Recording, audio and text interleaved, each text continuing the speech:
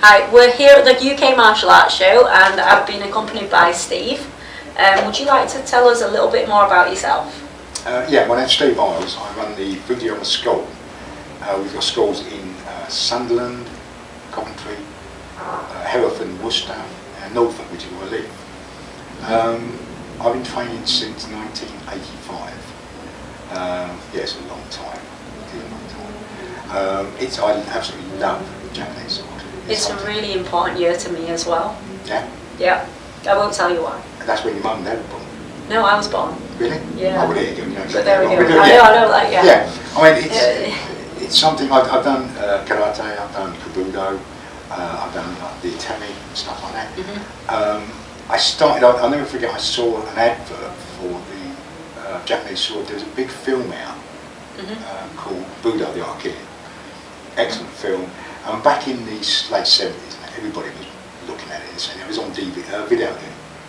Do you remember video? Yeah, the VHS. I just gave one to Bob the other day, actually, a big VHS player. It's handy. I think he knew that I'd be the only one that's... actually knew what VHS was. Yeah, You talk to it's people bad, now, isn't it? Yeah, They're like, what? It's awful.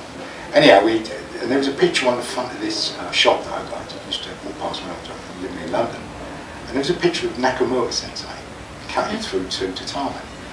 And underneath it said, "Come and learn the art of the Japanese sword." And I thought, oh, I've seen it, that, you know, the video, I've seen the bit where the picture came from there. Yeah, I'll have a go.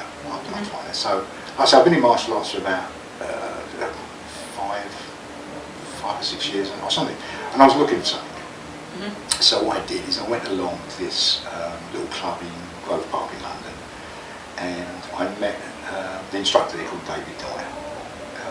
He'd just come back from Japan after training under Mochizuki Takeshi, who was at that time, I think he was still at that time, the senpai under Nakamura himself. Our style comes from Taizubu Nakamura. So of course to us he's a bit of a sort of, you know, he's a legend. And there was a student, there was a direct lineage from him. So, and he came in, he was very strange. And like I said, when we did karate back then, it was a case of you go in, you do all your exercises, you do your stretching, you do your sit-ups, press-ups, running around, and wasn't it? So we was all getting ready for that, and he turned and said, "Now," he said, "you're here to learn how to do a Japanese sword. If you want to do all that, go to a gym." And I've actually taken it on board. To my teaching, my students will tell you, we don't do loads of exercises because I find if you've got too much muscle bulk, you can't do what you need to do. So I joined him in '85, and he only took on 10 students, and he said to us right at the beginning, "I will only teach 10 people. If one leaves, I'll be teaching 9 people. If 7 leave, we'll only have 3 people." And I stayed with him for seven odd years, I suppose. And one day he said, "Well, we're going to get Mochizuki from Japan." He came over, and I suddenly realised that you had so much fun there go. There was so much in this, but he was one of the nicest martial artists I've ever met. He was so soft. And you suddenly realise that what he was doing was, it was good, it was okay, but it has to be millimetre perfect. You cannot get away with just slashing about or doing stuff like that. And he was very insistent on that. Now, and he'd come up and you'd be standing with your blade and he'd sort of tweak it. He'd go, good, and then walk off again. So you try and remember. And that's how I started into it. I carried on. A lot of the other lads gave up for whatever reason, personal reason, you know, moving away and this and the other. And I carried on. And I was training, like I said, about 7 years with him. Going to back injury, come out of it for a bit. And then one day I talked to some chap and I said to him about Japanese. I said, "I'd like to see something." I said, "Yeah." But then he pushed me and said, "Yeah, will you teach me?" So I said, "Yeah, okay." And that started the idea of the school. And then suddenly it became, through him and it started growing and more people wanted to do this. But we are very, very, very niche. It's one of those things, isn't it? Karateka, they're very sort of set in their ways, and I actually get quite worn out karateka and people who injure themselves. Karate I found usually does your hips and your knees and this and that, and they want to do a sword style. Our sword style is from standing, so you don't have to kneel all the time. So actually now, I mean, it's open to everybody, which is ideal. I went to a blind chap. That was interesting, and it made me understand the sword a lot more. And with the timer katas, there was only 8 kata, which everybody thinks there's only 8. I mean, I've watched some of the lads here today, and I don't really remember all those moves. They're just going on and you think, that's mine. Anyhow, that's the thing. But as a very small, but by being very small, you can pick out any single mistake, whatever it is. That foot's wrong, that hand's wrong, that finger's wrong, get that blade turning. And they actually enjoy it.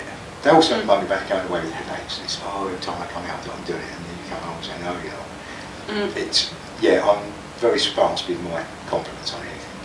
Yeah. I once said, well done to something, I think I was class fainted. But it was, no, we really enjoy what we do.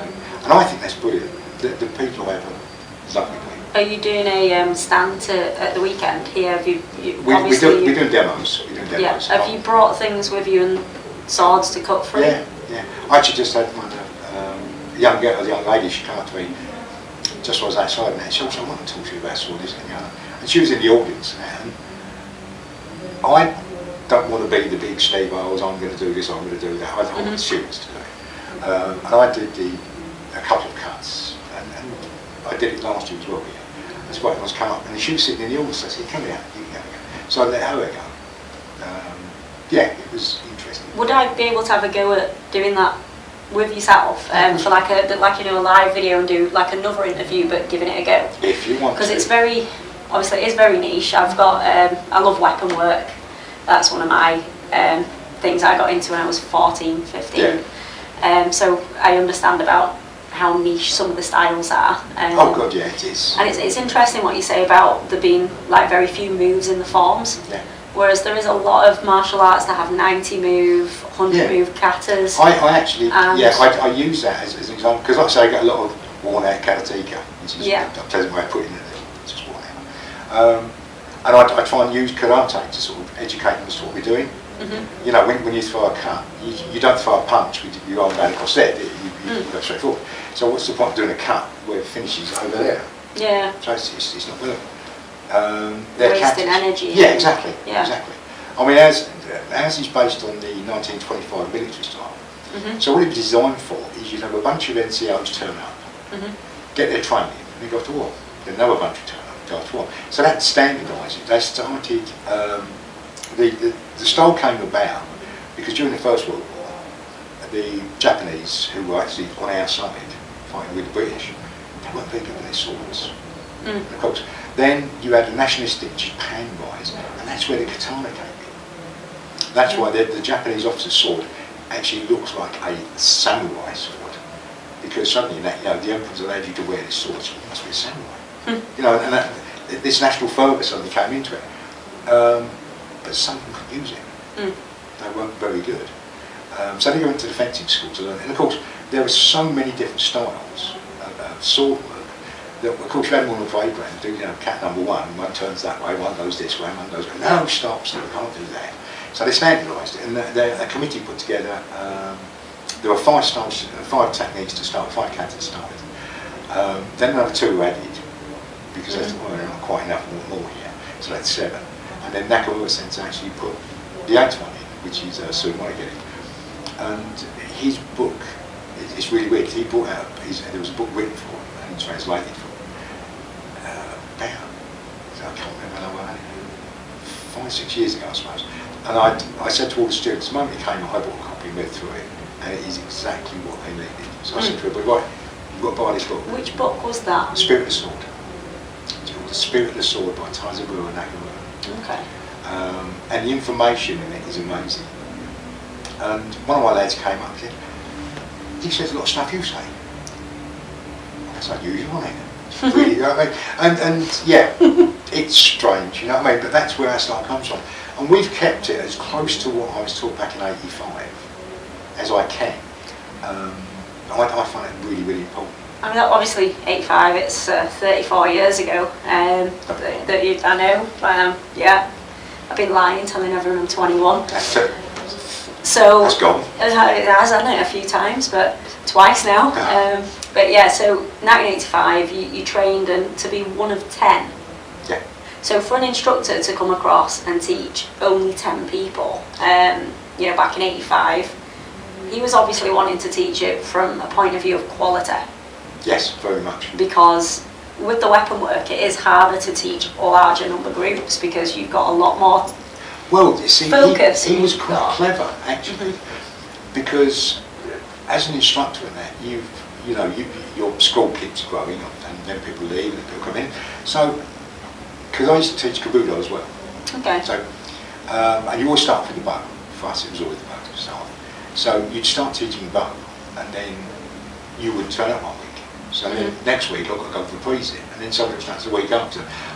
And his attitude was, the way I'm going to teach you is I'm going to start here and I'm going to end there. That's it. Nobody else is coming in for me to suddenly go, I've got to go right back to the beginning. No, didn't want that. I will teach from here to there. If you're with me, brilliant.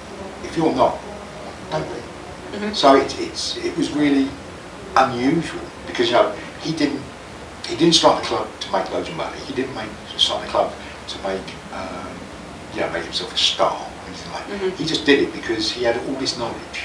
And seriously, his knowledge, I'd never seen anybody move like it. He did Nahata and Surete in Okinawa. He travelled all over Japan. Yeah. And he was one of them sort of chaps, because he was gaijin. People took to it because it was quite nice to have a gaijin in your dojo. But he used that quite well in that one of my other friends, and she's a very, very highly graded judoka in Japan. And when they both went out together, she decided she was going to go judo. So she goes in there